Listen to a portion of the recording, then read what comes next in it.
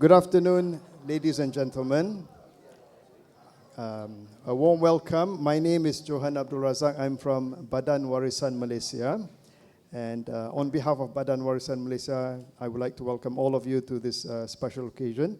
This is our third talk in the series of the diverse origins of Kuala Lumpur, which is part of the KL Festival, which is going on throughout the month of May.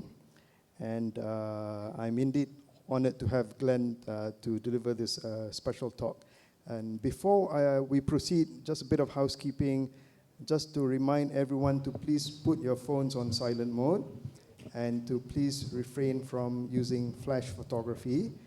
And we will be recording this session, which will be uploaded to YouTube eventually.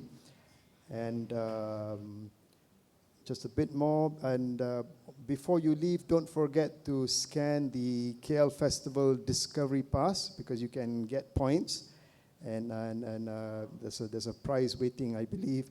There's also a QR for feedback for the talk. We will flash at the end of the talk, and there's also another QR code for donation to Badan Warisan Malaysia, and we are in the midst of restoring the Rumah Penghulu, the more than 100-year-old Rumah Penghulu on the grounds of Badan Warisan Malaysia. And I would also like to acknowledge the kind support of Think City, who have made these talks possible. Thanks to their grant, we have acquired our own videography equipment, and our special videographers are over there. And so we are very grateful for their support. Yeah.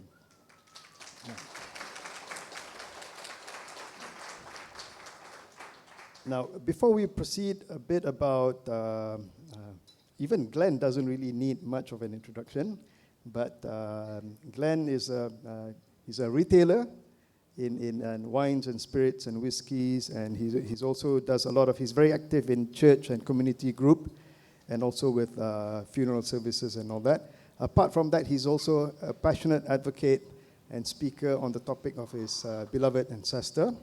And I really don't think that I need to stand here to tell you who Yap Ah Loy was, but just a couple of things before I hand over the mic to Glenn. This is the third time that I'm hosting a talk by Glenn on Yap Ah Loy. Yeah? Sorry?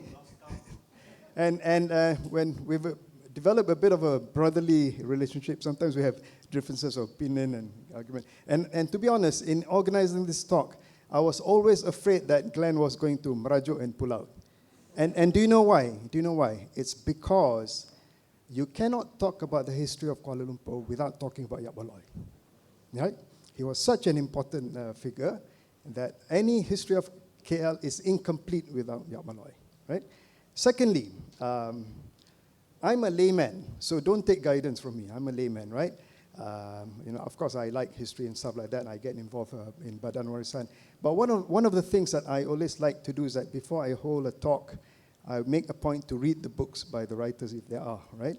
So based on my layman's assessment, I think there's been a lot of contention about who was the founder of Kuala Lumpur. But for me, if you ask who was the founder of London or Paris, it might not be important, right?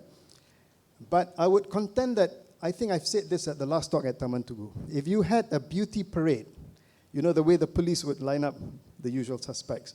If you had a beauty parade, or what do you call it, the identification parade of all the people who were involved in turning Kuala Lumpur into what it is today. If you start with Sultan Puasa, Raja Mahadi, Raja Abdullah, Sultan Abdul Samad, and so on, Hugh Siu, Liu Ngim Kong, Azi Klede, Chung Piang, and Yap Ah Loy, and Swettenham, Birch. I would contend that the one person who made the biggest contribution to Kuala Lumpur to what it is today, to the point that it became the administrative capital for the British, when they transferred the capital from Klang to Kuala Lumpur, eventually the capital of the Federated Malay States, and eventually Malaya, I would give it to Yap Ah Loy. Yes, he was a brutal leader. You have to. During those days, it was a bit of the Wild West, right? But he was also a brilliant administrator, and despite his sort of working class background, he was also a shrewd and savvy diplomat. Right? He had great relationship with the Malay chiefs and the Rajas, and also with the British administrator. But I'm not the speaker here, it's Glenn, so let's hear the rest of the story from Glenn. Over to you, Glenn. Thank you.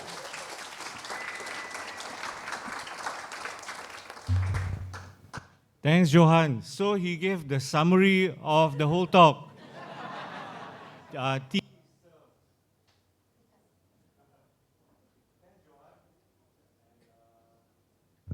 Okay, it's on. So welcome everyone. I know a lot of you took the trouble. Even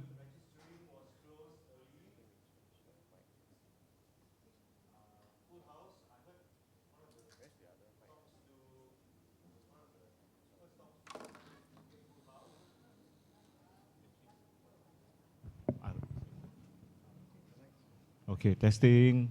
Okay.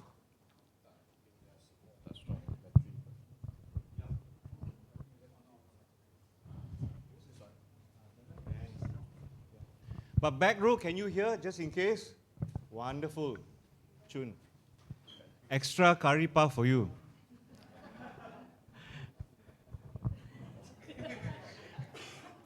So, a little bit big picture.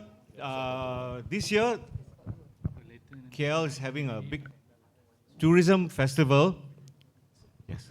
So it's called KL Festival. They're having many events in it. One of it is a series of talks on the diverse origins of KL. And then I think 10 or 11 various topics, some touching on different people and various aspects on the origins of KL. So then Badan Warisan Malaysia asked me to talk, and they are also sponsored by Think City. Anyone from Think City here? Think City. Don't be shy. Okay, they've been very instrumental in promoting, sustaining the heritage of Kuala Lumpur, the architecture, the culture, the history. Think City has been doing that. So they've arranged a series of talks, and then now we are here for this one, all right? Okay, so let's begin. First, I will talk, say about 45 minutes. Then we have a Q&A session. Yeah? Ask me nice questions, yeah? Questions that will add value. They will add value to the history of KL. Yeah. Also, we have, before I start, we have some very special guests here. People from the tour industry, tour, travel, and heritage tour guides. We have got historians. And one more, how many of you are architects? Shy, I think got one or two here, but I know they're architects here. Okay, so with that, I'll continue, yeah? Okay, so to first start, this topic is widely on Yap Ah Loy, but I'm not going to talk just about Yap Ah Loy, Shuhada. I'll also talk about Yap Tet Loy, a bit about Yap Maulan, and also a bit about my great-great-grandpa, yeah? And then also about the CEO of KL. Okay, so whatever I share is based on historians' books. We, the family, have got interesting family stories or gossip stories or scandal stories, but the real hard truths about KL must be told through people who have recorded it down well. So a lot of my info is based on this man, J.M. Gulick, John Gulick. This British person, I thought the British wrote with a slant towards the Chinese. I thought, Then until I saw this material about who and how credible John Gulick is. So this British historian wrote, and he was so credible that UKM gave him an honorary doctorate in the year 2002, in the month of March, 27 March, around there. So my dad cut up a lot of articles, and this is one of them. So UKM gave him an honorary doctorate of philosophy for his knowledge and understanding of the Malay world. He wrote so well, so credibly, that students, professors both local and foreign, would use his works and writings about the Malay society, its systems, structures, organizations, etc. Cool guy. So he also got a few other awards and merits from other groups, including the Royal Aesthetic Society. Yeah, so all my materials based, a lot of my materials based on him, and even by Middlesbrough. All right, so I'll continue.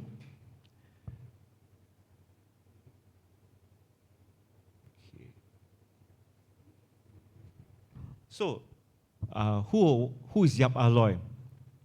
Yap Ah Loy was born in China. He's a Chinese man. He was born in the state called Guangdong. That's where Guangzhou is. So in Guangdong, huge place. He's from Huichou. Maybe my Chinese pronunciation is not so good. So in Huichou, in the smaller area called Huiyang. So in Huiyang, he came from the Tam Shui village in Huiyang. So there, times were bad. Then people were talking about better prospects overseas. Then there was news about ships going to Nanyang, ships going to this place called Malaya. They didn't know the name Malaya at the time, probably. So bottom line, he discussed it with his parents. Then he left on a boat, a sailing boat going to Malaya. Now, torturingly, it took him more than a month to reach Malaya. In fact, he stopped by at Hong Kong also to earn him his working rights in Malaysia. He stopped by at Hong Kong. Okay, then after a month in that torturing junk, he reached. Can you guess which is the first place he reached? Malacca. Ting ting. She said Malacca, correct. And then the place is named after a fruit. Yeah, durian tunggal. Yeah, he reached at Pengkalan first, but the place where he lodged at was at Durian Tunggal, where he was received by a relative called Yap Eng. There he worked at a mine, short while, but I think the mine had a low yield. He had to go to another place. Then he moved to Kesang. Kesang, there he was met by his uncle who took him in to work in the retail shop. His uncle's name was, I think, Yap Fok. Okay. Then after about a year, Yap Ah Loy, working in a shop, and Kesang is such a small place, probably they had only 10 houses and maybe 2 shops there. Maybe it's not suitable, but after a year, the uncle said, okay, I think you better go back to China. So here is 100, what do you call it, Straits dollars. Here's $100, go back. So en route, I think at that time, Yap Ah Loy was already on a ship going to Singapore, but the ship stopped by somewhere. He couldn't resist the urge to gamble. He was young at that time. How old was he? Age 17. So he gambled, but he lost. Then he gambled big, loss. Ayo, sayo. Bankrupt. So, malu. So he lost his travel money to go back to China. He couldn't leave. So no choice, go back lah. So he walked back up. He walked back north. Then he's about to reach Kesang also. No, too malu to go back to his uncle. He walked further up. And then he landed in Sungai Ujong. Now this old name is actually somewhat the Seramban town those days. All right. So there he met up with the Panglima for one of the Kapitans there, Liu Ngim Kong. Liu Ngim Kong would later be a figure in the KL history. So Liu Ngim Kong, after a while, found that he was a very reliable person. Now, while in Sungai Ujong, and in fact, before that, Yap Ah Loy was a cook. He was a very good cook and very smart guy. So he already started to make money. Okay, he needed to go and buy the veggie, the groceries. He would buy extra. He would sell them extra also. And then he buy what you wanted. You pay him extra for it. So he saved money. He bought pigs. Bought more pigs. Then he started to buy tin for it. So all this happened in Kesang. Then in Sungai Ujong, there was already mining activities. So Liu Ngim Kong recognized his capabilities. He had leadership qualities showing. So Liu Ngim Kong said, okay, you be my Panglima. So they went along. Then they started to have wars. Chinese, Malays fight the Malays. Then the Malays also had the Chinese siding them, fight many years. There was one war where he and the Kapitan there was Sheng Ming Li. Sheng Ming Li, right? Kapitan in Sungai Ujong, Sheng Ming Li. Very fierce battle. In the night, then in the night time, then what happened is they retreated to a house. Yap Ah Loy went up to a house on stilts. Then that time they had guns. And they shot up. The enemies shot up to Yap Ah Loy in the house on stilts. He got shot in the leg at that time. My poor great-great-grandpa. But somehow he managed to escape in the night. There was a lot of tall undergrowth, etc. He has managed to escape. Now, in that same war, Sheng Ming Li was killed. Now, an amazing thing about this Sheng Ming Li, when he was killed, his enemies cut off his head. Then what happened is, white blood came out, the plasma. So the enemies, the Malays, the enemies thought he's a deity. They thought he's a holy person. So they were so taken aback, and then they sort of deified him. Yeah? This was his Kapitan, Sheng Ming Li. Okay? And then at that time, also Liu Ngim Kong, after a while, was called to go up to KL. He heard of very good prospects up in KL. He went up. Then in that time, so there's a void. The Kapitan, the Sheng Ming Li, was killed, plus there's no Liu Ngim Kong. So who's the Kapitan? Then the Sungai Ujong people made Yap Ah Loy the Kapitan Cina of Sungai Ujong.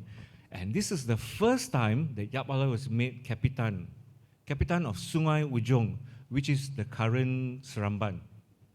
All right.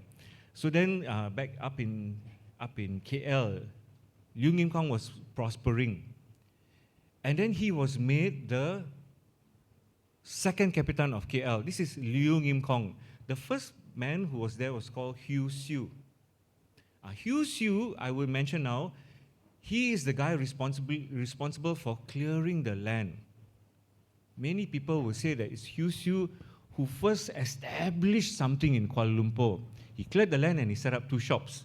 But those days the shops were wooden shops, very makeshift shops.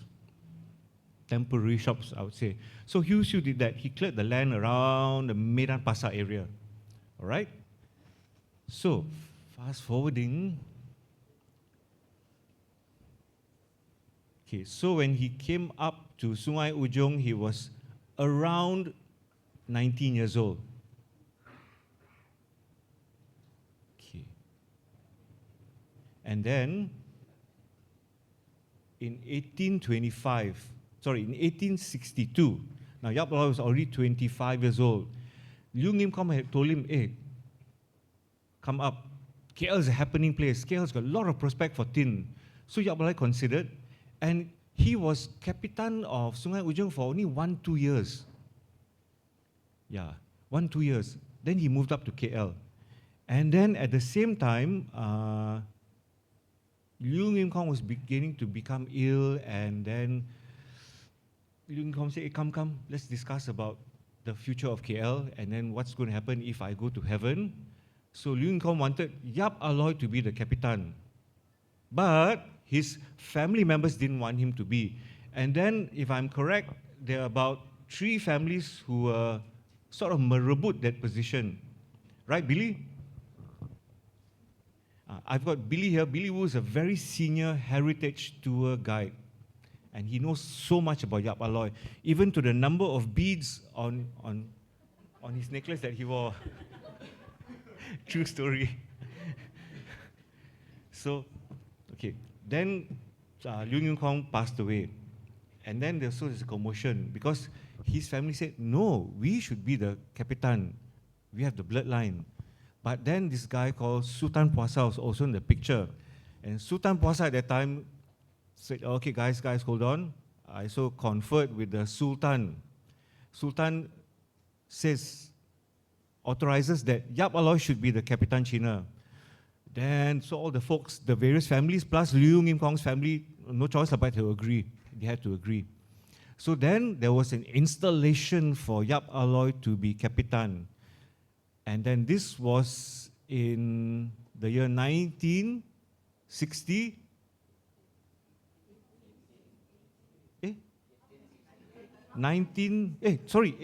Again, see lah, Joan, they are brilliant. Just checking you all. 1869.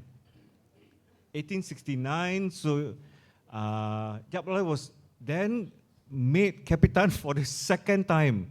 This time, quite king. Actually, many people think he's Kapitan of KL. True or not? He's Kapitan of both KL and Klang, and it was an official installation. The MC declared that the Sultan is making him Kapitan China, and then gave him a pancard also, and then said it 3 times. Any of you disagree or not? And no one dared to speak. That was a very pomp affair. He had all his generals line up behind him in a line, and then this whole festival lasted for a few days. Food, so many things. Everyone was just feasting and having a big gala time. And then also, that time in Bukit Nanas, there was, I think a church was established there, and then Father Leticia wrote all this information down. Father Leticia is another credible historian. His works tell a lot about KL. Okay, so moving on.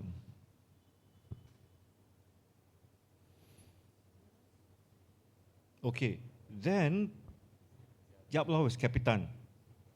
Then, and then at age 32, he became Kapitan. Now, age 33 in Kanching, there were miners there already. Do you know there was mines in Kanching? I never knew that. So, one of his good friends called R.C. Kaledek stayed in that mine. But R.C. was Hakka, I think so. Hakka, but the people there were not of the same race. So there was like, they didn't really sokong R.C. So one fine day, they decided to, they murdered R.C. Kaledek. They ambushed him when he was leaving Kanching. He heard of it, he was trying to leave, they ambushed him.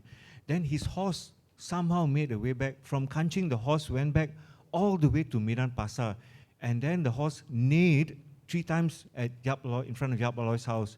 Yap Ah Loy saw that, and then when he saw his friend's horse, and saw the horse was empty, alone, then Yap Ah Loy knew something sad and bad had happened to R.C. Kaledek. And he found out the truth, what happened. Then he went up to Kanching.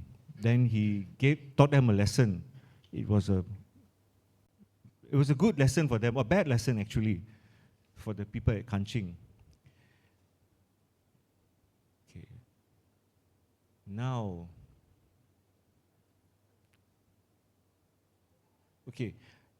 I'll move on to, hold on.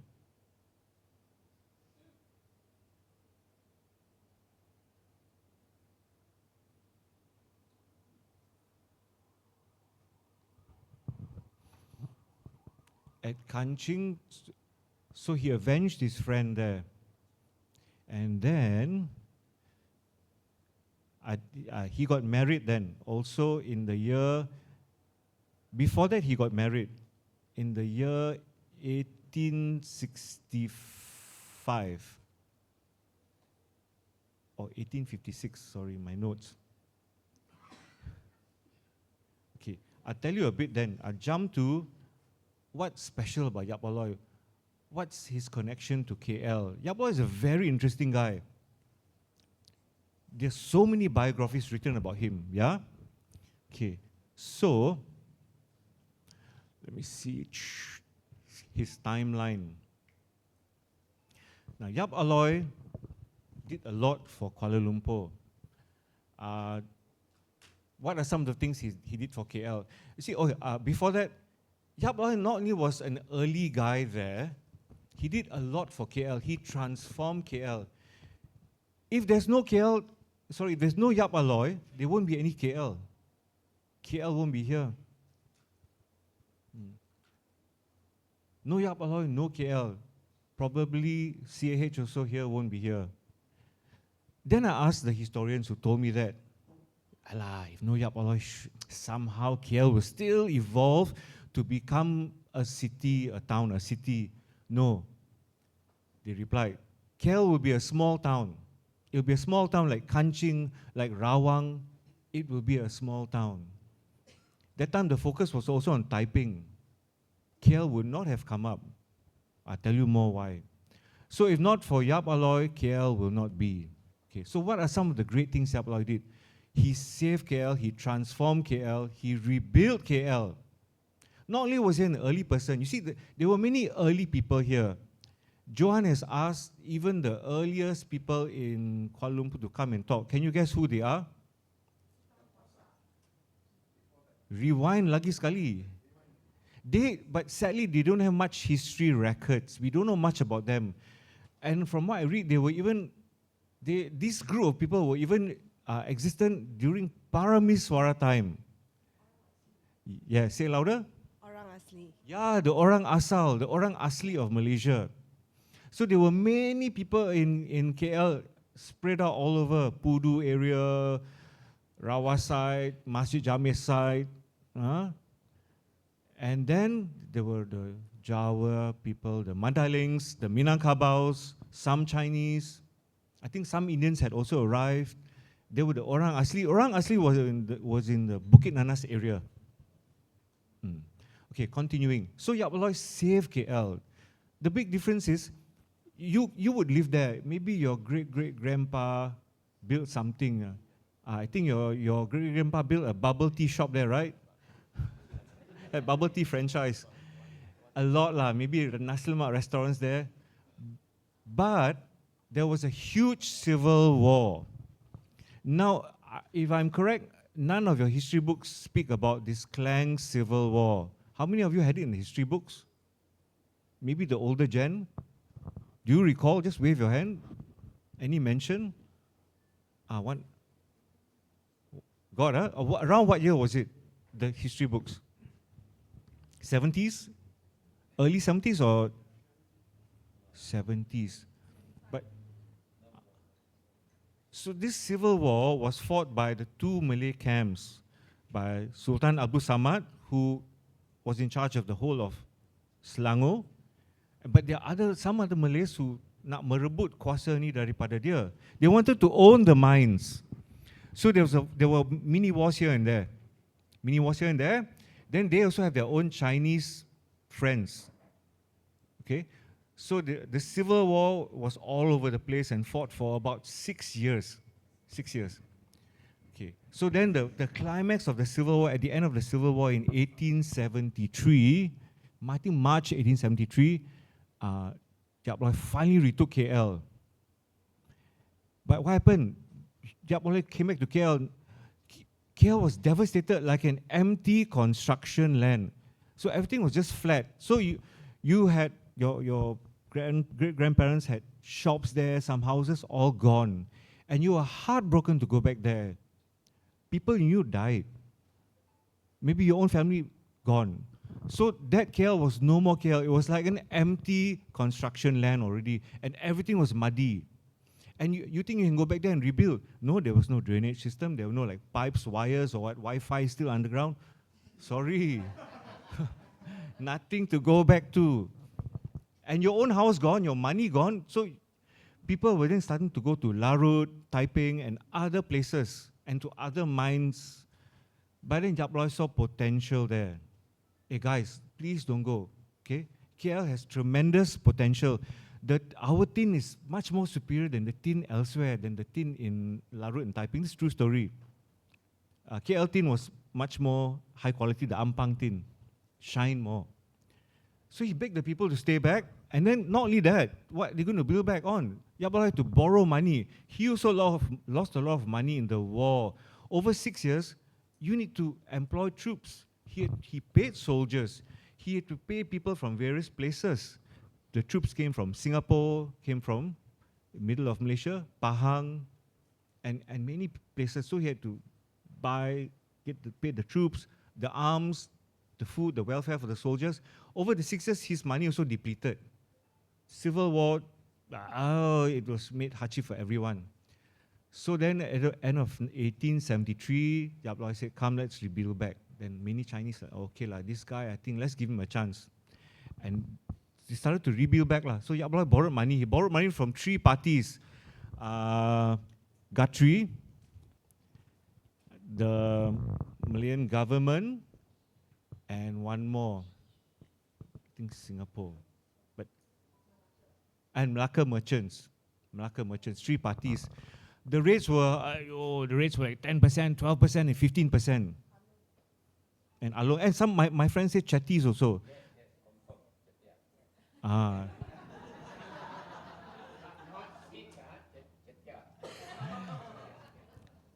This man in the front there is very interesting.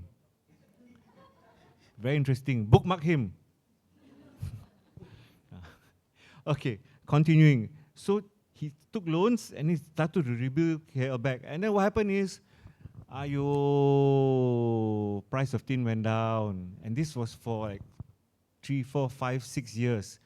Then in 1878, 1879, price of tin started to go up. Oh, then Yap Ah Loy could reverse gear. Then from even, he profited, he started to go up. He profited. No more from the red, now in the green. Pay back everything. Then this time Yap Ah Loy was Mr. Kuala Lumpur. No, I say, I like him to be, but Golik and historians call him Mr. Kuala Lumpur. Wow, what pride. And he owned about 2/3. There is a slide there which shows the properties he owned, the picture of the map. He owned a lot of properties. He owned 2/3 of KL. He owned more than a dozen mines all over the place. Okay, so 1878, 1879, this was needed. There, all those marked with these were all Yap Ah Loy's properties. Roughly over 200, he owned 2/3 of that, including almost all of Medan Pasar. Medan Pasar. Now it's being spruced up. Medan Pasar is no more a Malaysian place, would you say so? Yeah, you've been there. How many of y'all haven't been there for 5, 10 years? You all haven't been there? So Medan Pasar is now inhabited by foreigners. It's okay, but it's, I wouldn't say it's very visitable place lah. So the previous mayor and many leaders in KL want to make that place of KL, we want to make historical KL more visitable, more livable. Amen to that? Yes, more visitable. Okay, I'll continue back to she said make KL great back again. Yes. More great. Okay, where was I? Tin began to go up. Yap Ah Loy prospered. Okay, then at the same time, along the way, these are all the contributions that Yap Ah Loy made in. How many of you know what he did? Just maybe shout out what he contributed to KL. Yes, this one's a very good one. He opened a brick kiln in brickfields. And then it's so surprising. So he opened the first brick kiln there. There was nothing much there. And then more brick kilns were started to be built there. I think up to more than a dozen. I read that it's 15 kilns. And then also coincidentally, that place had a nickname. Brickfields was known as Batu. Yeah, and also had 15 kilns there. So brick kiln, what else did he contribute? This was a game changer. Yes, okay. I heard potato starch. Actually, Petaling Street is known as Chichongkai because there was a tapioca factory there. So he opened the tapioca factory. He gave jobs to people. If I'm correct, that tapioca factory could be at Rex Theatre. But you know, I tell you a bit, I go off track. When you research work, some authors may give ABC info, another author may give XYZ info. No wrong, no right. Okay, some say that that tapioca factory could be at Batu Road, but I think it's at Chichongkai at Rex Cinema. So tapioca mill, it gave a lot of jobs. Can see, I know the video is very sharp. Can zoom in, right? Okay, this one important. He brought in technology. He brought in the first steam engine. And this was used at the tapioca mill at Chichongkai. This was also another game changer because that time there's no technology in Malaysia. Then again, he brought in another second steam engine. How many of you know this? I also just recently discovered. This one he used at the mine in Ampang. It increased productivity so much that it was the world's largest producing mine in the world at that time when he brought in the steam engine. He put it at the Ampang mine. And this one is at the tapioca mill. Okay, what else was Yap Ah Loy known for? Electricity. No lah, he put in Wi-Fi into KL.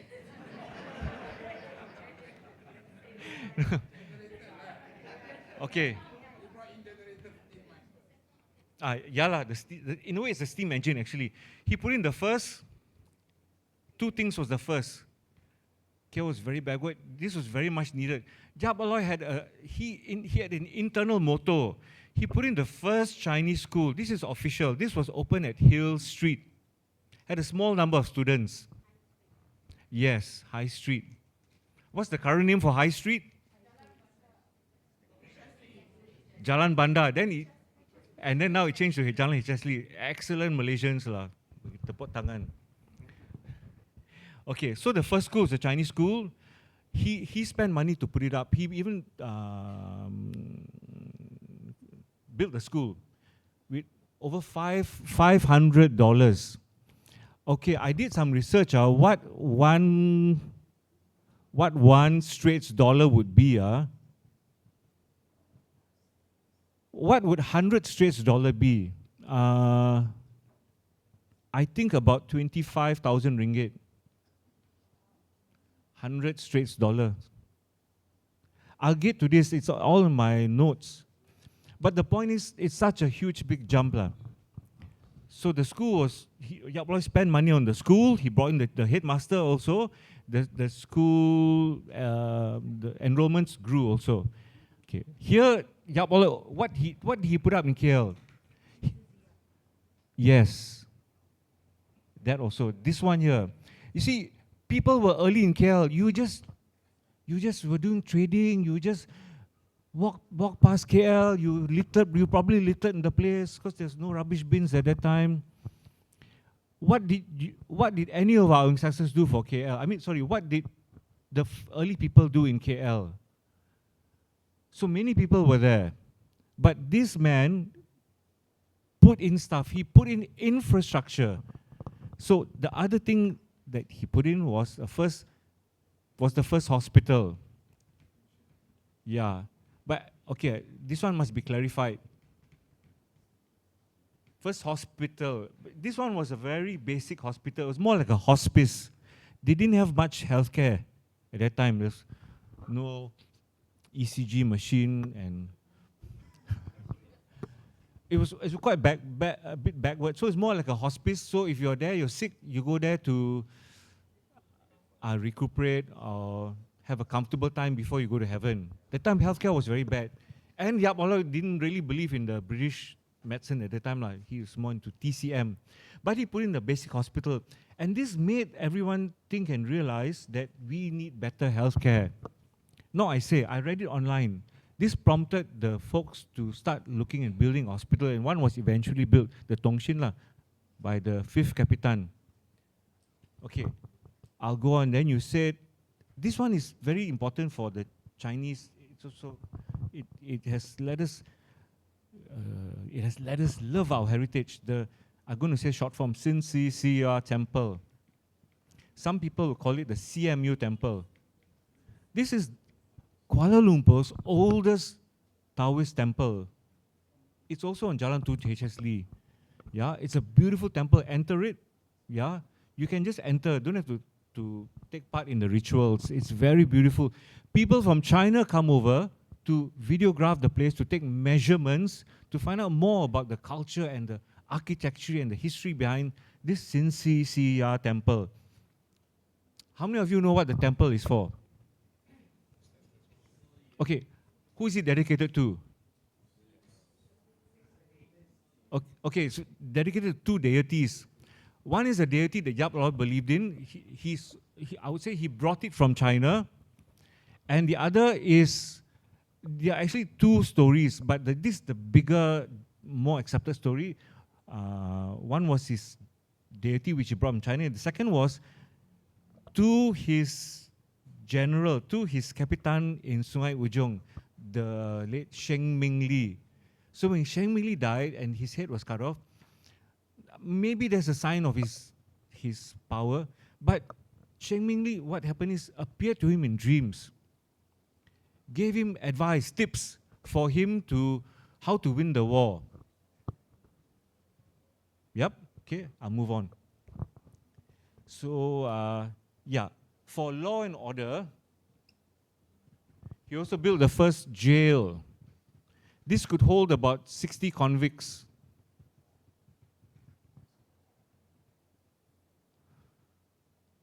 This one is quite unknown.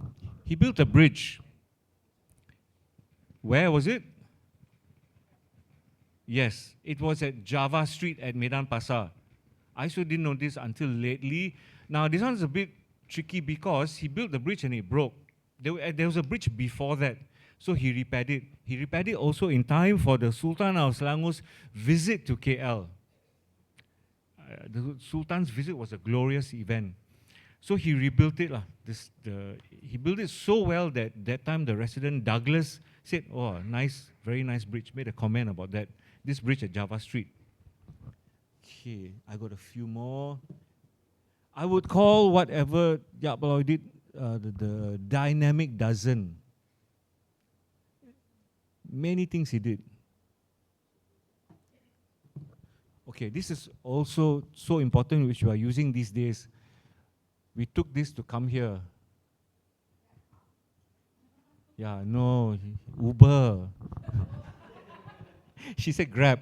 Okay, we have to, of course, we have to use roads. So Yap Ah Loy, he built, actually they were like sparks and all that, but hardly carved out. He actually created Ampang Road, Pudu are here, Ampang Road, Batu Road, and a long part of Federal Highway. Federal Highway, the stretch is from KL up to University Hospital. I saw this lately in writing, because I heard he actually built Federal Highway, but not the whole thing.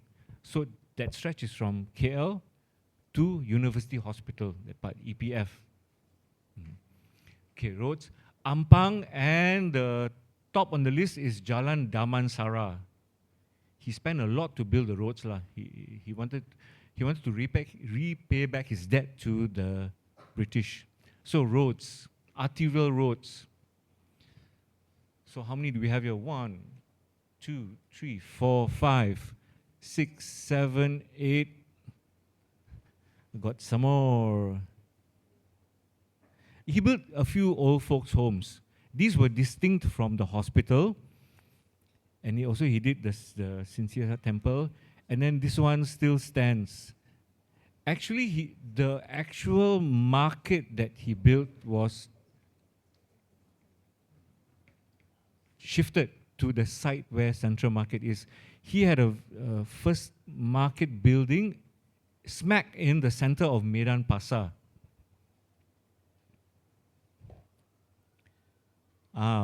Two more, one more. A police station. Yes. That time, this one I really salute him. There were thousands of Chinese thousands of town folks. So he only had, it's a 6'4"? Wait, the front row always very active. Anyone in the back, what 6 denote for? Yes, mata-mata.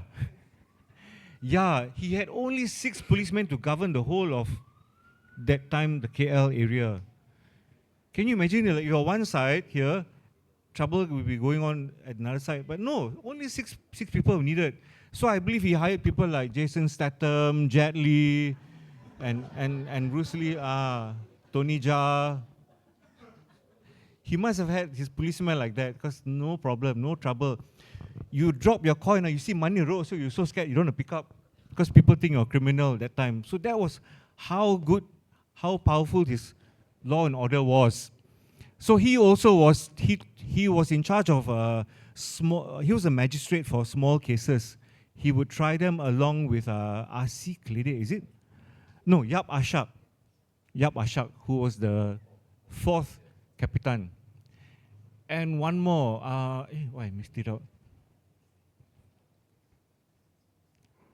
This one, also again, I found out lately, similar to this. He started on this. Yes. So Yap Ah Loy started on the railway. Swettenham had plans for it. It was Swettenham's idea. But then Yap Ah Loy started on it. He put in money, he hired workers, and he kept on hiring workers because a lot of workers were needed. So these are all the dozen of amenities and infrastructure Yap Ah Loy put in. Yes, I have mentioned everything here, including our old folks' home. Okay, I'll move on.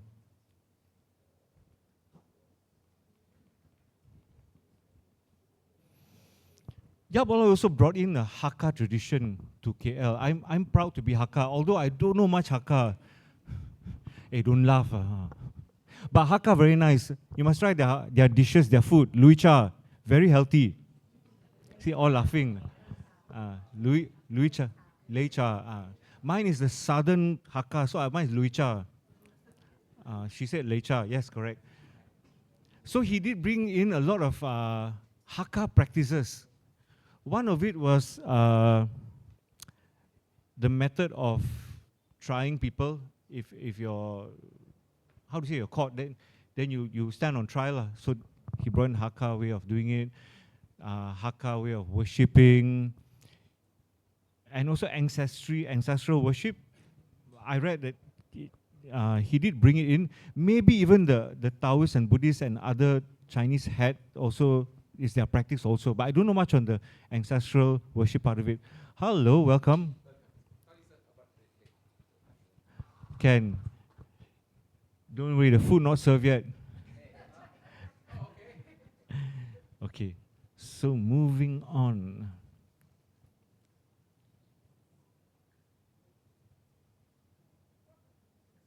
Say again? At the whole of Petaling Street, someone said, if you want to see a monument for Yap Ah Loy, you want to see the monument for Yap Ah Loy? Look around you in old KL. It's his monument. So I met up with Professor Robert Powell. He is author of a new book launched a few years ago called Chinatown, The Old in the New. Chinatown is a nice touristy book which details the various buildings, the heritage buildings left at Petaling Street.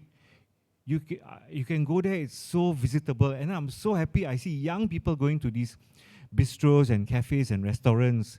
And it's very Instagrammable. You want to go there and you take photo at those places. He's made it very, very photogenic. He's made the place very visitable, tourist friendly. And then, the youth, I now see young girls. Yeah, I'm happy to see girls with tudongs. So I know it's Muslim friendly. Yeah, very good. Yeah, I know, because she sees I like girls. Okay, old folks home, and then Petaling Street. Okay, Petaling Street. Okay. So this is, I would say, this Petaling Street is Yap Ah Loy's legacy. Sin Sia Temple, the people there really support and have really admire and honor Yap Ah Loy. So every year they will have an annual honoring event, commemoration event at the Kwangtung Cemetery at Taman Sebuteh, the people of the Sinsisia Temple. So much so that they've also opened a museum for the early pioneers of KL. Now, I secretly have to tell you, I thought, it's going to be on Yap Ah Loy. But the museum talks about all the other early pioneers. No bias. Salute. So this museum opened at the Sinsisia Temple. You can enter in. Every day open. But Google it. Google for more info. Maybe it has an off day. I think on Monday or Tuesday. Very worth it to go. And then especially when you know more about your Chinese heritage, go to the Sinsisia Temple. So all these are Yap Ah Loy's legacies. The first school actually shifted to another place in KL.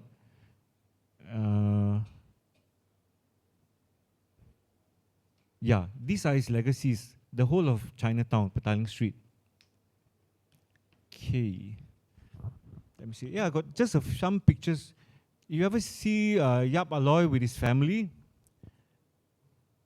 This is one taken outside his house. How many of you know where his house was? After much research, his house was at the site of where the Pacific Express Hotel is now, at Medan Pasar. Pacific Express Hotel, that building which is beside the vacated Bar Council. So it was a large wooden house. He had hundreds of servants. So here he's pictured with Yap Ah Shak. Yap Ah Shak's on this side. Yes.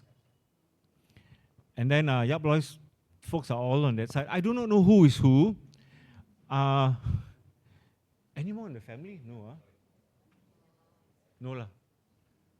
But Yap Ah Loy's face, this is the early market. So Yap Ah Loy's face can't really be seen clearly. Actually, I dug up a lot. Yap Ah Loy doesn't have any photos at that time. And those days, very little photos were taken. So, since you've seen the family, I'll tell you a bit about the family.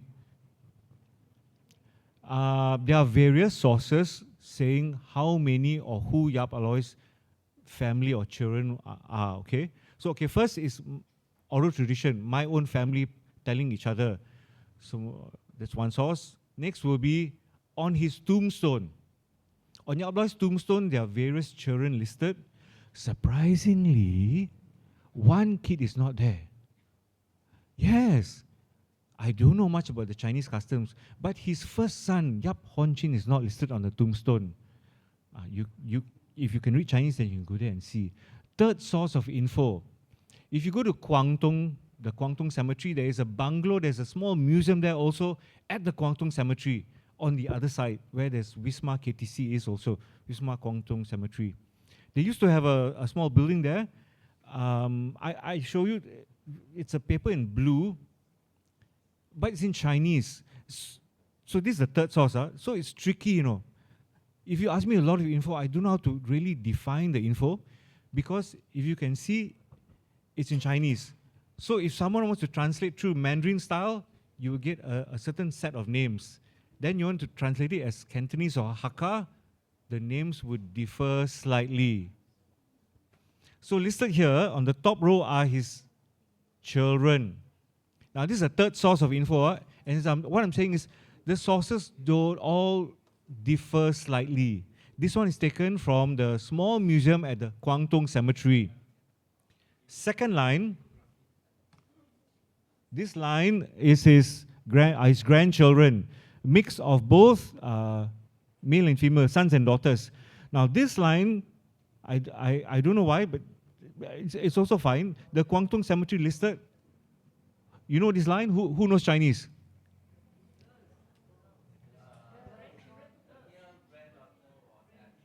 Yes. Okay, so you're saying this is the granddaughters, right? Yes. So the granddaughters, and this one is the grandson. So grandsons take a back seat. You know why? Not the grandsons, Wait, okay, these are his granddaughters. And this one? The great-grandson, oh, they missed out one line. Okay, children, grandchildren. Oh, yeah, sorry. No wonder. Thank you.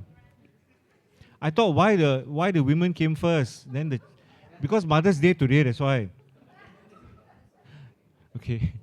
So, that's a list. This is the third source of info of his family. Fourth source are authors, historians. There's some done by Liu Kamba. Liu Kamba was a writer in the Malaysian Chinese Studies group. His other name is Liu Chonghan. Liu Chonghan and Liu Kamba, same person. Another person is Joachim Horn from Sramban. He wrote an extensive books on the top 10 Chinese pioneers of KL. I don't have the material. So 4 sources already. My family oral tradition on his tombstone. This is the third one here. Fourth one are on books. And the fourth and fifth are these 2 various books. So I admit, I cannot lock the info I have. So if you tell me, sometimes even people tell me, hey, this auntie, you know her, she's your auntie or something like that. So I'll just listen. I wouldn't know. Then of course I'll meet up with her and then we'll try and verify. So 2 out of 3 times that person is, I cannot verify whether he or she we are related lah. I cannot say no, because there are cases where I really found out that they are. But from my experience, their Chinese names matter. Okay, I'll tell you a bit. The third line, which is Yap Ah Loy's grandchildren, their surnames, the males, their names will be Yap Swee. Yap, S-W-E-E, Yap Swee. Then the 4th generation, which is my father, will be Yap Mok. If I'm correct, Mok also stands for wood, kayu. Okay. So that's about the children. So every year I have this. People ask me what's it like to be a double great grandson of Yap Ah Loy. There's a lot of work lah. There's a lot of work, follow-ups, meeting people. Can you come for interview? Can you do this documentary? So much so China called me one day. There are 3 letters.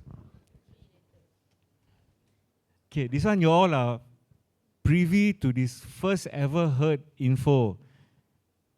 How many wives did Yap Ah Loy have? Oh yeah. In truth, he had 1 proper wife. His sons had others. Okay, so before Yap Ah Loy left China, when he was age 17, it's customary for them to marry early or maybe when you leave off. So he married a girl there. I think her name was Liao, L-I-A-O. He married before coming. But your question is, got any children there? No. So he left, she didn't bear him any children lah. So what happened is, China got in touch with my association, the Fuichu Association of KL and Selangor, which is the one beside Kota Raya building. Then they saying there's this condition. What's happening is, the grave, aku ni tutup ni. The grave of Yap Ah Loy's wife's cousin was in the way for some road building. Then they're so respectful of all these kind of things. So, we can't really desecrate, we can't build a highway without touching or moving these graves. So whose grave is it? Yap Ah Loy's wife's cousin. Then what shall we do? Eventually they got in touch with the Fuichu in KL. They did digging, they found out, there's one descendant of Yap Ah Loy still around. So Fuichu called me and then explained this strange, out of the blue story. And then, so I asked around, so what should I do? Okay lah. So what I had to do is just to agree that, you have permission to move the grave, to make way for a highway. And this is the English version. This is in the year 2019. Again, in the year 2019. There's an English version.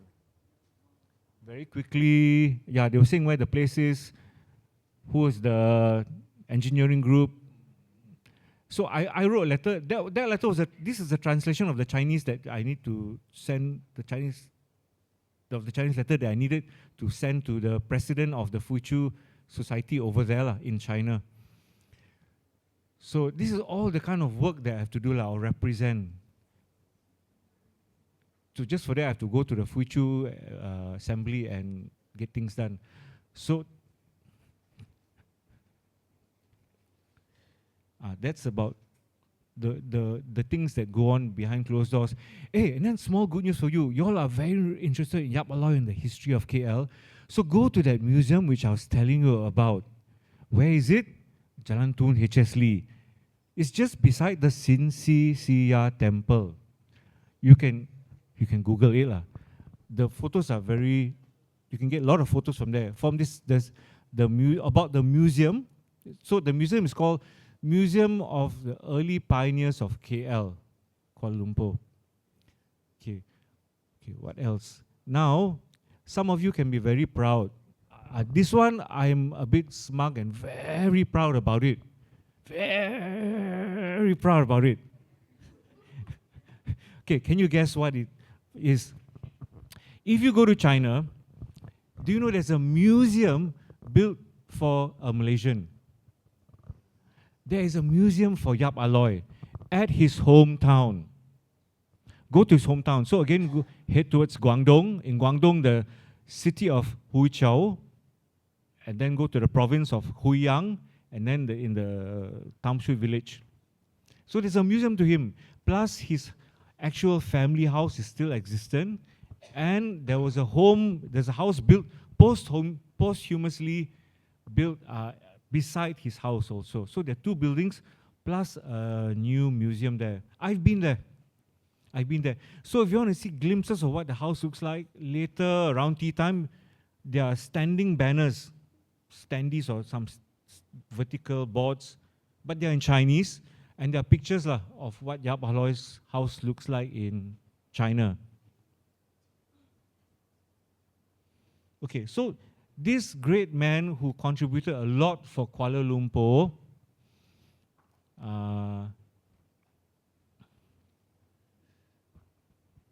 so great that Dr. Ranjit, you heard of Sharon Carstens? So Sharon Carstens wrote about Yap Ah Loy, many-page book. On this one, is it there? Oh, I didn't. Okay, bottom line, Sharon Carstens is a historian and anthropologist. So in her book, I saw that she says that Yap Ah Loy has written, there are 40 biographies, 40 biographies about Yap Ah Loy written in Chinese, 8 in English and 2 in Malay. Oh, so king. I do not know any other person that has this much of biographies written about him. Okay, and then I'll move on. Okay, this is a bit of a new info also. Go to the yang 9 butir.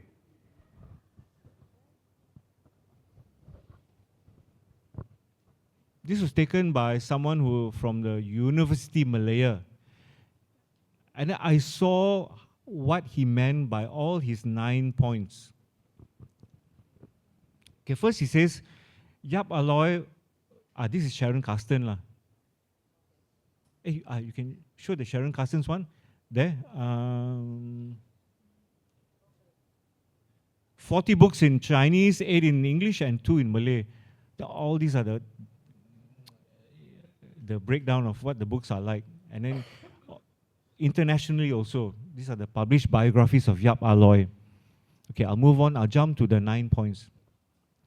Okay, so he says Yap Ah Loy is pengadil dan pendamai. Yap Ah Loy is a very, my great-great-grandpa was a shrewd man, smart man, as well as a diplomat. So the first one, yes, he was Kapitan China, he was pengadil dan pendamai, fighting. What happened is, this one interesting story. If you're Chinese, your Hokkien, your Hakka, your Cantonese, banyak kali ada persaingan. Correct or not? But now we are all more understanding of each other lah. So those days what happened is, one Hokkien man, this fella, he built they call it a water closet. You can't see all the info here. He built like where you wash clothes and where you do your buang air in this place. He did it beside a tapikung. He did beside a place for Datuk. So Datuk would be a spirit or deity lah at the tree or whatever. So he did the toilet or this water closet beside the place of worship of the Hakkas. Oh, then there was a big fight. Then the police heard about it. They went to arrest people. Then Yap Ah Loy had to step in. No lah, these people, this misunderstanding lah. He didn't know he accidentally built something there. Yap Ah Loy had to cover up story. Then the police got appeased. Very interesting story. I just told you the tame version of it. Another one, where is what hill? The police station is on. Okay, what's it called? Bluff Hill. The police trying to bluff us. Habis. So they were, if I'm correct, the river was beside. Then there's this group called the Pendayung. They went up there. They were angry with the police. They wanted to cause trouble. And then there was fireworks also. So they started to attack the police station through fireworks and all that. Again, people got caught. Some were shot and killed. Then again, that time was H.G. Sayers. He was the first police commissioner there. H.G. Sayers also got an interesting story. What's happening, Yap Ah Loy? Come, explain to me what's happening. Then Yap Ah Loy again have to say, no, this Pendayung, these people in awe, they're misunderstanding. They thought people were playing firecrackers and then there was a mix-up lah. Yap Ah Loy was trying to cover up for these people in awe who really had an intent to harm the policemen. So again, then Yap Ah Loy saved the day. I'll tell you more about this book. I'll tell you more about this book and later. Then he was helping the Kemajikan Masyarakat Cina. You see, people come, you're from China, you come to Malaya, you hear there's prospects, maybe you hear there's a lot of cute, rich guys, correct? You come to China for that, right? And then guys, you hear there are a lot of Chinese women here, etc. You come to China, you come from China, but you don't have much money in your pocket. So Yap Ah Loy saw to their needs. They will be bonded also lah in a way. And they have to work. Many of them didn't have money to pay for their passage. So bottom line, Yap Ah Loy took care of them. Even some of them were poor while they stayed in Malaysia. Then also you want to open a stall, he was the penjamin. Yeah, guarantor. This one maybe you all can help me. They say he's a Chinese head. Kek means Hakka. The book says he's a Chinese leader. So I believe he's also the head of the Hakka people. My very respected Mafia King, great-great-grandpa. They're Kongsi Gelap Haisan. The Haisan and the Gin always loved each other. Then they practice fighting. He had very good relationship with the British, with the Malays, and the many Malay leaders. He would engage them, they work with him, and of course with the British, and also with Sultan Abdul Samad. Okay, remind me to tell you about this book. This book is found online, done by Chong Sang Fuk. How many have heard of that? No, I found it by chance. You must just keep digging. A lot of nuggets are found. A lot of tin ore is found online. Yeah. Depends. You must use different words also. Use words like descendants. More info will come out. Singapore has information. The Straits Times. You can get a lot of information on your own topics also for the Singapore Straits Times. They have scanned all their newspaper material there. Okay, I'm going to close in 5-10 minutes. It's about 3:40. We'll serve tea around 4 o'clock. I will go into question and answer. So this man who wrote information on this, he wrote it in Malay. He's a Chinese man. Chong Soon Fok. I can spell it for you. C-H-O-N-G Soon Fok. F-O-O-K. Okay, Chong Soon Fok. You can download it. There are other books and materials, but now it's all chargeable. So he's from University Malaya, and he's done a lot of research. Below every page, he would quote his references. Okay, I got 2 more points. 1 or 2 more points. Yap Ah Loy was such a great guy. He inspired many people. One of them was a playwright, a director. So in the year 1985, that was Yap Ah Loy's 100th anniversary. 1985. So Chin Sansui, who's also famous for this play called Emily of Emerald Hill, produced Yap Ah Loy the play, and this was filmed at Panggung Bandaraya. Quite interesting play. He did a play within a play in 1985, and the actors, some of the actors in it are still around. Shantini Venugopal, Chris Ng, Mahathir Lokman was in it also, the late Mahathir Lokman. Then fast forward 40 years, Chin Sansui's dream came true again. He did Yap Ah Loy the musical. The play 40 years ago there was no music, no singing. So this was a musical, and it had a full Philharmonic orchestra playing for it. This one I must bagi tepukan for the efforts for this lah.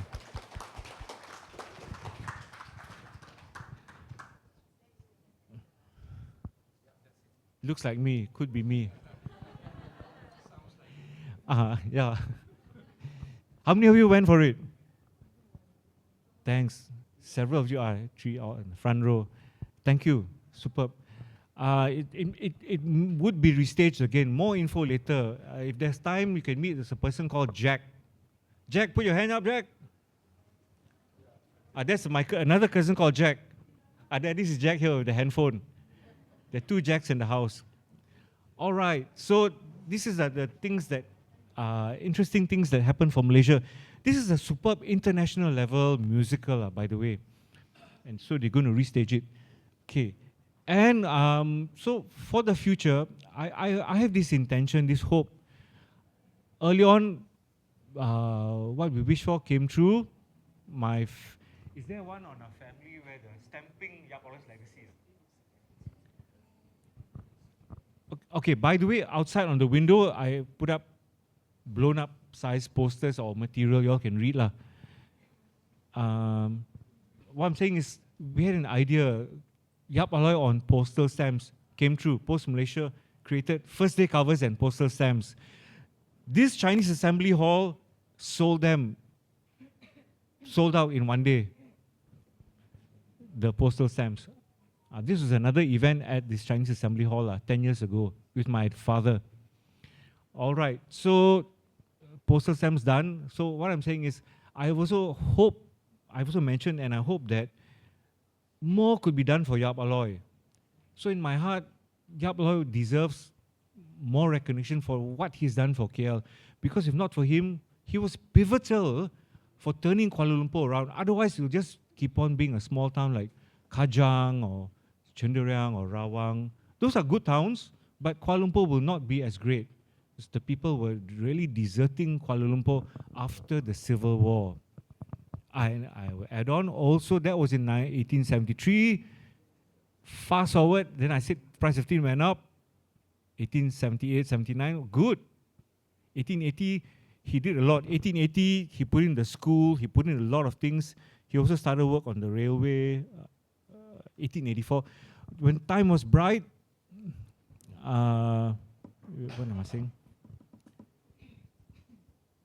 What was my point? Okay, rewind back. Bottom line, time was right, a fire came out in 1881. Great fire, January 1881. Whole of KL town burned. Then rebuild. This time Frank Swettenham said, you must rebuild this time with bricks and tile roofing. This is another turning point. This is where Yap Ah Loy is, people, not only me, the historians really give him credit for his Bapa modern Kuala Lumpur. From him converting from wood to bricks, that really made KL stand versus wooden structures.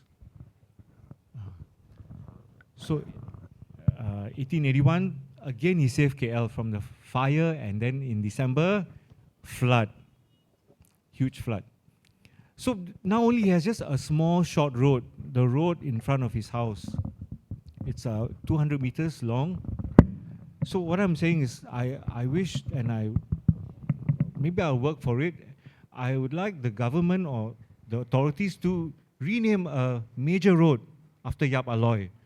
And also that Medan Pasar be converted to Medan Yap Ah Loy, because that's where he stayed at. And instead of having a general name such as Medan Pasar, it could and would be Medan Yap Ah Loy, for the man who did a lot for Kuala Lumpur. Okay, so for this, I think we have about 10 minutes for Q&A. Any of you have any questions?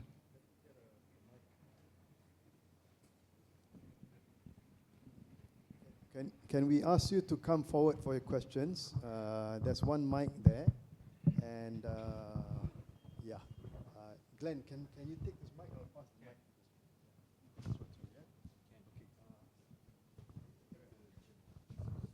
mic. Can you highlight the character of... Okay. Also, Can you tell us more about Yap Ah Loy's character, your great-grandfather? Because on one part we read that he's a brutal leader, right? But on the other hand, you see he's very kind. Yesterday I heard that he even guaranteed jobs to his worker. And so what kind, as the family, what kind of character? Was he the very humble negotiator? Was he the person, I say it means you do? And number two is, did he belong to any of the clan house in Kuala Lumpur that he visited, that he was part of the clan house? okay, very, very good question. His first quality for Yap Ah Loy, you all ready? You want to know or not? He and I share the same quality.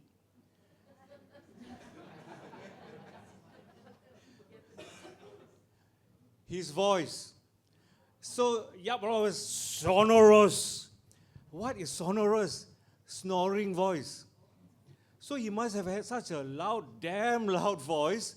So if I was fighting with you, he like, ha you drop your kris and you cannot step already.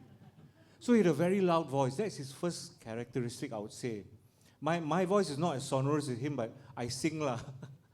Okay. So then you are saying he was a brutal leader. Yes. So if you all don't listen to me, I will turn to Yap Ah Loy also.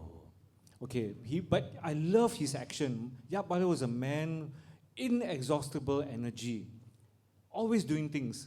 So one of the things to ensure his enemies went down, he says, you bring me the heads of my enemies, $10.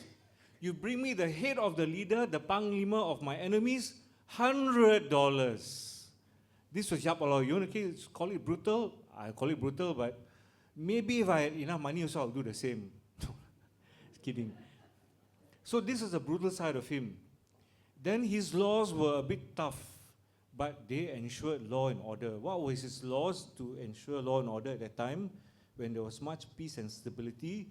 So especially for theft, stealing, robbery, if you got caught, you would have to go parade around KL with your wares around your head. So let's say you stole shoes, put shoe around and walk around. I pity you if you stole a pig lah. You have to walk around with a pig. You steal again, I catch you, your ear get cut off. Third time offenders found guilty, put to death in a cruel public way. Okay, yes, he had a brutal side of him to ensure peace and order. But he really got peace and order. He really only had 6 policemen. He employed them. Did he belong to any clan? Yes, so he was the Haisan, from the Haisan group. In Chong Soon Fook's works, I would see that Yap Ah Loy was reluctant to be the Haisan leader. He didn't take part much in it. It's a very tricky thing.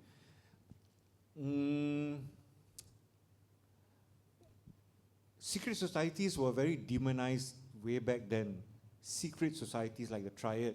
Yeah, they can be seen as mafia, but they were also a way of living at that time. 60% of the people were like Haisan or enrolled and got the protection of the Haisan people. It's a way of living.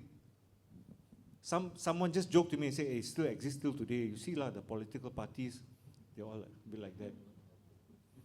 Okay. So he belonged to the Haisan, which were Hakka. Okay, have I answered your questions? Yeah, there's a queue there. It's the next question over there. What is a queue? Antigua queue. Ah, yes. But give your name so that we all can remember you and bookmark you for the good questions. Yeah. Hi there. My name is Sam. Sorry? My name is Sam. Sam. Hi, Sam. Yeah. I'm Glenn. Yeah. I would like to ask regarding just now. Earlier there's a map that talk about the Yap Ah Loy property. There.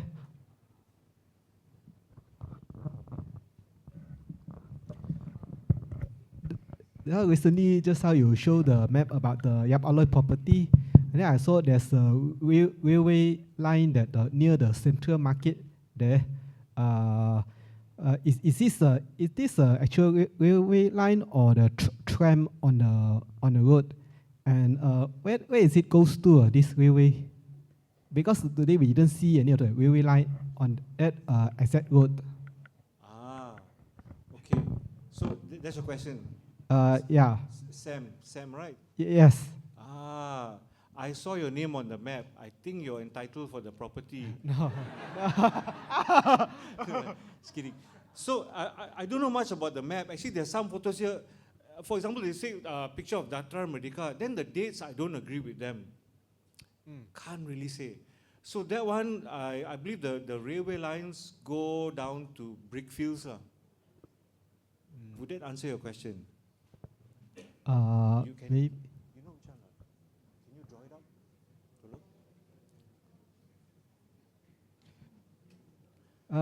Because the railway from the past that I know was the one from Sentul to the Ampang, that today was the part of the Ampang line and also the Sri Petaling at that time, the old railway. The old railways, okay. But okay, I know for sure the railway opened 1 year after his death, 1886 if I'm correct. He started work on it in 1884, 1885. Oh. One more, the properties, yeah. There's a railway line. So I'm not sure on the railway line. So I just took this online just to show you what some stuff are like. Yeah, I'm not sure on the railway line. Okay. Oh.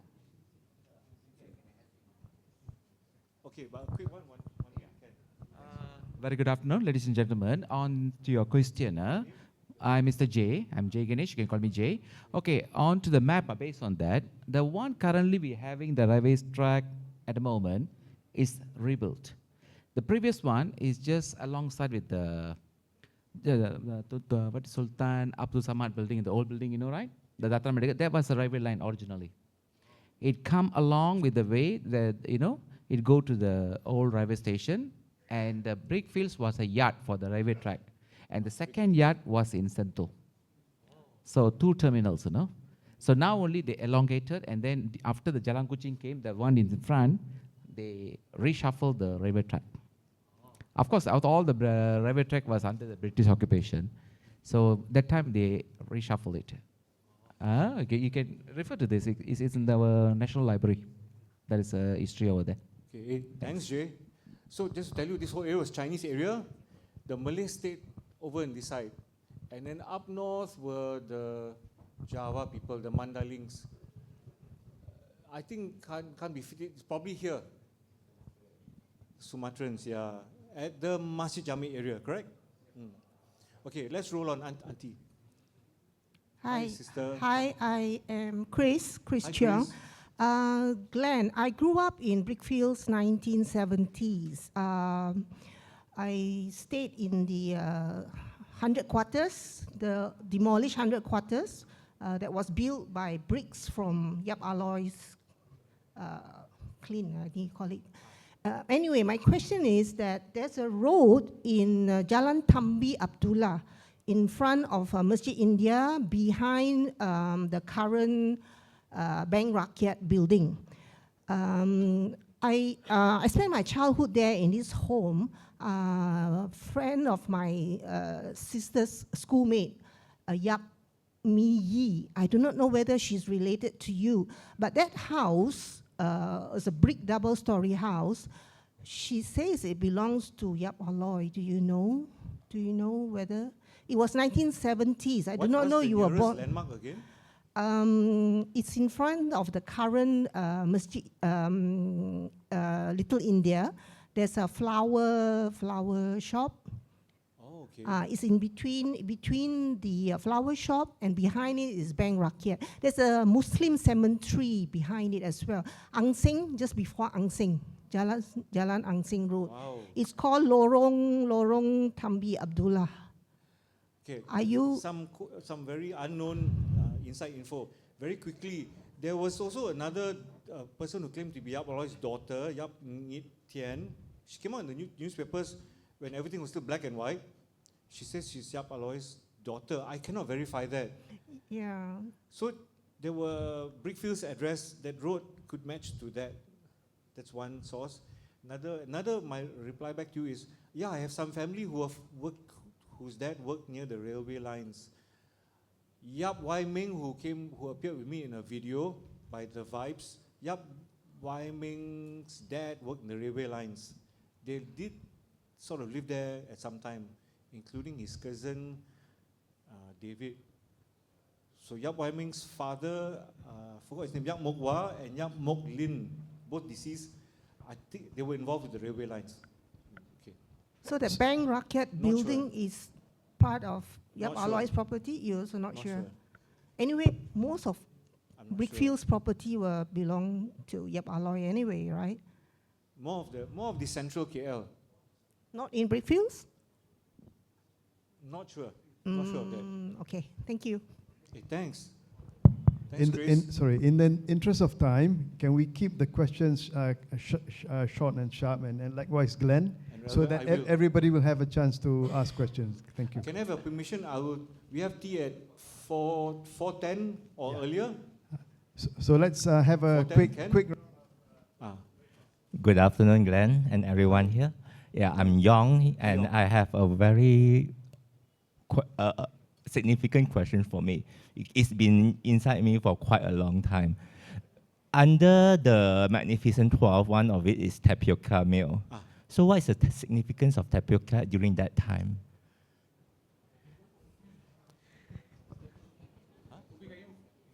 Yeah, it was one of the commodities, and it created jobs for the people. Yeah. What is it used for? Noodles, they ate it also. And sago. And for sago, yeah. Okay. Okay, then we move to next question. Hi, thank you for the talk. Thanks. I have started to get interested in Yap Ah Loy and the related families because I think the Yap Clan Association on just off Medan Pasar is on a road called Jalan Yap Hin. And Yap Hin was actually my great-great-grandfather. Wow. So on my mother's side. So unfortunately, I don't carry the family name. But I've always been very interested in it when my grandfather was still alive. And I was asking him a lot of questions. So I was trying to create my family tree. So what question do you have? So my question is, how do you know if there was any overlap of connection between Yap Hin and Yap Ah Loy, because it was the same area basically? Thank you. Yap Hin. I'm not sure if Yap Hin is known for anything. Catch me for tea. Catch me during tea. Then we can explore this. Yap Hin. Hi. Hello. Hi. My name is Linus. I'm just very curious. Yeah, I'm just very curious something, Glenn. So Yap Ah Loy came here, right? And then he stumbled upon becoming the Kapitan, and then Kapitan of KL, and then became very successful. Did he? Okay, your question is, did he ever go back to China? So, no, Yap Ah Loy wanted to go back. Some people say he did go back, but there's no proof. He did send money back, and that time Guangdong had famine, he also helped out. But he didn't manage to go back. He sent his brother Yap Tet Fong, sent his brother to Singapore to get troops during the war and also for the railway. But he didn't manage to go back. He wanted to go back in 1884, 1 year before his final year, but he fell ill, so he didn't make it. Nope. At that time, because he was very well off, couldn't he have hired a chartered better boat or something?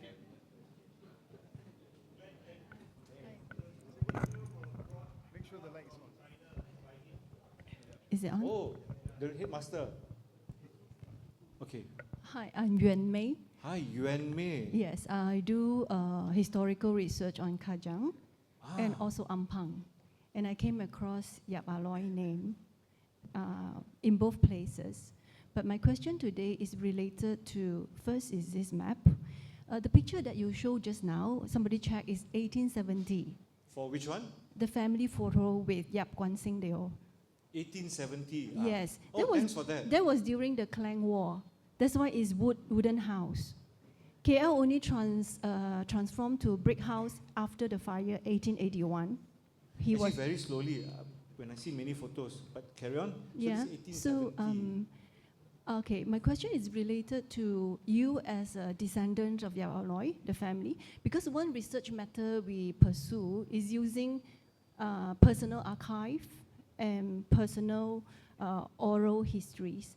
But to your presentation today, you rely on public records. Even those oral history also in public records, yeah, in a way. So I would like to ask one question related to what the Raja Alang, the Mandailing descendant, trying to do is that in Kajang we have a strait called Jalan Mandailing. It was very much due to there was a... Shop, are you asking a question? Yeah, a ranger, Raja Alang, owned properties, Jalan Mandailing. Unfortunately, he later moved to KL, and then the Mandailing defeated by the Sultan Abdul Samad in the war. So a lot of properties and wealth accumulated by Raja Alang lost in histories. But at the time, either direct ownership, they turned into a trust. But now the descendant try to identify the property and identify where the document, how it became from private property become a trust, and from the trust, because they didn't pay tax to the government. So they lost the property, like current MACC building is belong to Raja Alang. I haven't caught your question. So what is your question? As an analogy, so for your family, Are you asking a question? Yes. Okay. So whether the descendants of Yap Ah Loy have engaged in this kind of tracing the property, in many places, and understanding whether there was one time it was put under a trust and how it got lost. Because I think this is also interesting history we would like to know. Thank you. Oh, later I'll introduce several people. I've got my mom here and my cousins here, and there are many great people here. But to answer your question, no. Okay, I will share this from my heart. If you ask me a question, what do I wish my grandpa did the most? I wish he had taught family planning to his children.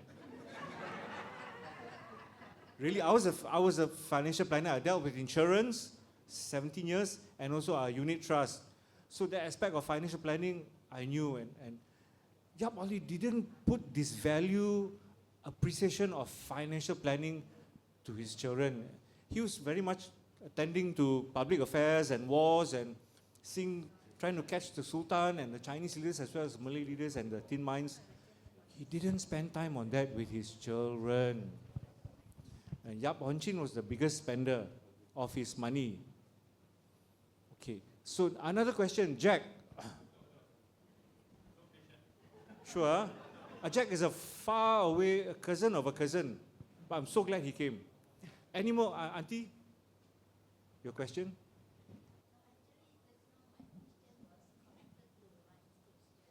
Oh, answer already.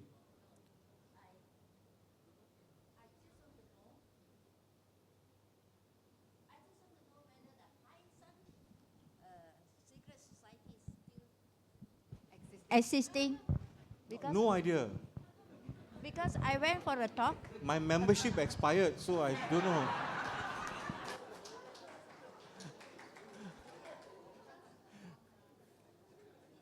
No idea. Okay, anyone, any more questions? Ravi. Can you come forward? Test. Okay, I got two questions. Yeah, I am Miss Lim. Okay. Two questions. Okay. I'm tourist guide actually. Ah. Yeah, I will read. Yap Ah Loy is a gambler, so that he can't go back to China because of he lost all his gambler money in the port while he want to travel back to China. That's one question. And the second question? Okay, second question. He died at the age of what? Sorry? When he died, what age? Oh. How old is he when he passed away? Easy questions. Yeah, 48, he passed away. It was a surprise, he died in his sleep. They found him, he could have died from bronchitis, but it's really not well known. Because then again, the doctor who saw him, I think was a TSM, maybe a TCM doctor. He had a very, but his eyes looked very healthy. He had a very bright whiteness in his eyes. That's what was said. He could have also died from the fumes of that iron brazier, you know, when they burn things, so that the ongoing smoke could have eventually killed him. So he died at age 48. And yeah, he lost his money from gambling. So word of mouth tells me that he was so garam, he was so blooming mad, he vowed never to gamble again. It's quite true, but he didn't avoid the activities of gambling. He rided on it. He used to collect tax from gamblers. So he did lose his money gambling. Okay, next question. Check. 10, 1 more minute. Right. Good afternoon. I'm Jackie. Jackie, hi. And I'm just trying to keep things light because there have been very much heavy questions beforehand. I believe that Frank Swettenham has written on your grandfather being, or rather your great-great-grandfather being a fantastic host. And Frank Swettenham mentioned that he brought out the best china, the best champagne glasses, and the best beer in this part of Asia. And now that you are also kind of in the retail industry, have you ever wondered what was his favorite tipple? Oh, no, not known. Not known. I asked many questions, but no, don't know. Okay, last one. Ravi? No. Okay. Okay, yes. He put up his hand just now. Can I request for those who want to ask questions to please come to the mic so that the camera can capture you and the mic doesn't have to travel. Thank you very much. My name is Cheong. Wonderful speech for today. Thanks, John. 2 questions. First question, what is the role of a Qing government or influence at Yap Ah Loy? Second question, what is the power play between Yap Ah Loy and the British government at that point of time? Thank you. Deep. I like. So, yes, I dug up this info. Yes, Yap Ah Loy was from during the Qing dynasty. He was also a Manchurian official, 5th level. 5th, huh? So he had the regalia and the stuff of Manchurian official. John, tolong.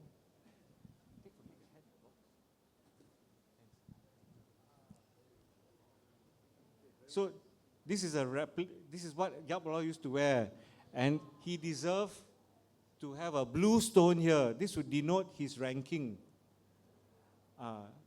Billy, is he the fifth ranking, right? Yeah, so he had the blue stone here.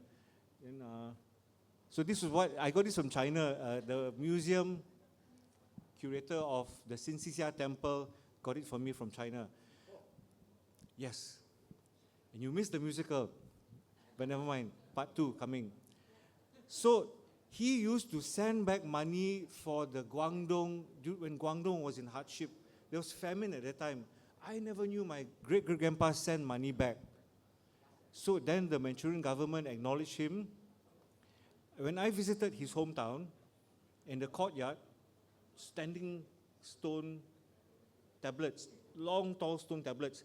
Then my far distant relatives telling me, these stone tablets, what's the strong word for edicts, authorizes that his family will get riches, his family will get, what you call it, stipend, tokens, for 3 generations. He, his son and grandson would get special privileges. But I so geram lah, because I'm 5th generation. So yes, the Qing dynasty did acknowledge him. And what was one more? The British. He knew how to play his cards well, but I think he would have been a bit geram, because when the British started to enter the picture, the British moved from Klang to Selangor, from Klang to KL in the year 1880. And that's when his power began to lower a bit. Yap Ah Loy was king of KL. The Chinese, especially the Chinese in China, see Yap Ah Loy as the king of Kuala Lumpur. But his power began to dissolve a bit. Okay. He was very close to Swettenham, but yeah, not with an earlier resident. Yes, Jay. Mode of transport? Yes. The Klang River was using as a mode of transport for his from Swettenham to here? Yes, yes. Okay, what about Genting, Tan Sri Linggotong? Got any link with him in No. terms of gambling? No, huh? No. Gambling. Okay, I'm going to close. Thanks. You brought your daughter. One more. Okay, last question. Last question. Hello, I'm Doreen. Doreen, hi. But to clarify with you, just now you will mention that the cactao. Kek means Hakka. Okay, correct me if I'm wrong. Historically and linguistically, the Should be the broker for? cat. Sincat means the contract worker. Ah. Contract workers. Am I right? 客头, because literally means 客 and 头, right? 客 is referring to the 客工, the immigrant workers, and 头 is the head. So it should be the cactao should be the head for the contract workers or the piglet. We call it 猪仔, because those 公司 gelap. Okay, sorry to say that. They are the owner for the tin mining and some estates, right? So they need workers to work in the tin mining. And those days, they are channel or import those workers from the China, right? But Doreen, So, are you asking a question? No, I just would like to clarify the terminology here. clarify And me I later. would like to add some info. Because I'm teaching one of the subjects in UPM. It is called History and Social Culture of Mahua. Okay. And For thank the you. sake of everyone, you can just take 1 minute of their time, but Yeah, can because anyone? this is for questions. Yeah. Because Okay. everyone here has got knowledge of Yap Ah Loy. I've even got here, at this time I will mention Dr. Ranjit Singh, who's written books. Dr. Ranjit Singh is one of our school history textbooks authors also. He was in the panel also. My great respect for Dr. Ranjit Singh. And many other very knowledgeable historians are here, and tour guides like Razak, Billy Wu. I'm going to give them a hand. Okay. So, okay, Doreen, so I think, yeah, she changed her mind. But I want to remark, I did mention that book, that material from Chong Soon Fok, it says he's a Chinese leader. So I want to clarify with you, because I know Kek is Hokkien, sorry, Hakka. So he's a Chinese leader, so that maybe would match your point about him being in charge of the workers. All right, so I want to thank all of you. Some very old friends have come. Today is Mother's Day. You change your schedule to come. Thanks. And probably those who came nearly, and now it's starting to rain. So thanks. I know those of you all who came near 2:30, car park would have been full. All. My big thanks for you all for. Thank you. For your Thank you. love for Kuala Lumpur. Thank you very much, Glenn. Now, before we close very quickly, it's okay, yeah. So don't forget to please give your feedback and tell us what you like to hear. Don't forget to donate if you can to Badan Warisan Malaysia. There's also another QR code for the KL Festival Discovery Pass where you can collect points and reward points. And don't forget, we have a lot more talks. Next Saturday is a talk on Lok Chau Kit, and it's going to be held at Chau Kit's mansion on Jalan Tangsi. That will be very interesting. And in the afternoon, we have a talk by the Orang Aslis for the very first time, who originated from Bukit Nanas and the KLCC area. The following week, on the 23rd, we have Tambusami Pillay, a talk on Tambusami Pillay. And then we have a talk by Dr. Lim Teck Win and Peter Leong on the location of Sungai Lumpur. We have some new materials by Azim, who's restoring our Rumah Penghulu. We have Abdul Razik Lubis, who's going to speak on Sultan Puasa and Abdullah Hukum. And you mustn't miss Ku Salma, because she does an excellent job of explaining the Klang Wars. And there was one more speaker that we couldn't host, Neil Kaur on Lok Yu, and maybe that's later. And he's very good at explaining the revenue farms, on how you obtain the tin mining license, you bring in the workers, and you get a license to supply the opium as well. So that's on another date. So thank you very much. A big round of applause to Glenn. Thank you, everyone. Johan, where can we get more info on this? Where can we get more info? Follow us on Instagram, Heritage Malaysia, and Facebook for the list of Heritage upcoming talks. Yeah? And we have refreshments outside, kindly sponsored by Glenn. And a big thank you to the Chinese Assembly Hall. Yes. Arranged the food, their generosity. A big thank you to Kelvin from the Kuala Lumpur and Selangor Chinese Assembly Hall for sponsoring the venue for today and our refreshments. Thank you very much. Thank you.